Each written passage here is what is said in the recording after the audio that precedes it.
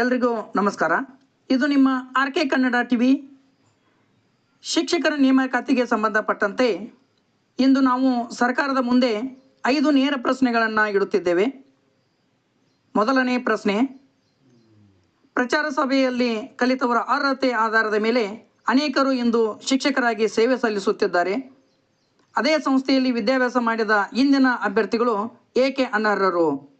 ಎರಡನೇ ಪ್ರಶ್ನೆ, ನಿನ್ನೆ ಮಾನ್ಯವಾಗಿದ್ದ ಶಿಕ್ಷಣ ಮತ್ತು ಅರ್ಹತೆ ಇಂದು ಏಕೆ ಅಮಾನ್ಯವಾಗಿದೆ?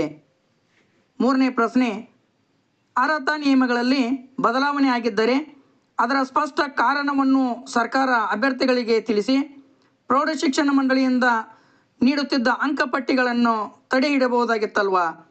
ನಾಲ್ಕನೇ ಪ್ರಶ್ನೆ, ಹೈಸ್ಕೂಲ್ ಶಿಕ್ಷಕರ ನೇಮಕಾತಿಯಲ್ಲಿ ಹಿಂದಿ ವಿಷಯಕ್ಕೆ ಅವಕಾಶವೇ ಇಲ್ಲದಿದ್ದರೆ ಹಿಂದಿ ವಿಷಯದಲ್ಲಿ ವಿದ್ಯಾಭ್ಯಾಸ ಮಾಡಿದ ಅರ್ಹ ಅಭ್ಯರ್ಥಿಗಳ ಭವಿಷ್ಯವೇನು? ಐದನೇ ಪ್ರಶ್ನೆ, ಹಿಂದಿ ಶಿಕ್ಷಕರ ಹುದ್ದೆಗಳಿಗೆ ಸಂಬಂಧಿಸಿದಂತೆ ಸರ್ಕಾರವು ವಿಷಯವಾರು ಅಗತ್ಯವನ್ನು ಪರಿಶೀಲಿಸಿ ಅರ್ಹ ಅಭ್ಯರ್ಥಿಗಳಿಗೆ ನ್ಯಾಯಯುತ ಅವಕಾಶ ನೀಡುತ್ತದೆಯೇ? ನಮ್ಮ ಹೋರಾಟ ಯಾರ ವಿರುದ್ಧವೂ ಅಲ್ಲ. ನಮ್ಮ ಪ್ರಶ್ನೆ ಒಂದೇ ಶಿಕ್ಷಣಕ್ಕೆ ಒಂದೇ ನ್ಯಾಯ ಇರಬೇಕಲ್ಲವೇ? ನಿನ್ನೆ ಅರ್ಹತೆ ಇಂದು ಅನರ್ಹತೆ ಏಕೆ?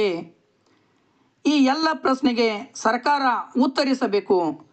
ಸರ್ಕಾರ ಉತ್ತರಿಸುವವರೆಗೂ ಎಲ್ಲರೂ ಇದನ್ನು ಶೇರ್ ಮಾಡಿ, ಸಬ್ಸ್ಕ್ರೈಬ್ ಮಾಡಿ, ಲೈಕ್ ಕೊಡಿ, ಕಮೆಂಟ್ನಲ್ಲಿ ನಿಮ್ಮ ವಿಚಾರವನ್ನು ತಿಳಿಸಿ.